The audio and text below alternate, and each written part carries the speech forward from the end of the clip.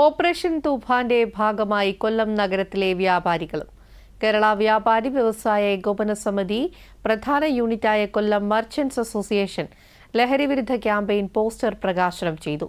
ലഹരി മാഫിയയ്ക്കെതിരെ ശക്തമായ നിയമ നടപടികൾ സ്വീകരിക്കുക എന്ന ലക്ഷ്യത്തോടെ നടത്തിയ ലഹരി വിരുദ്ധ campaign Kollam mayor AK Hafeez ഉദ്ഘാടനം ചെയ്തു.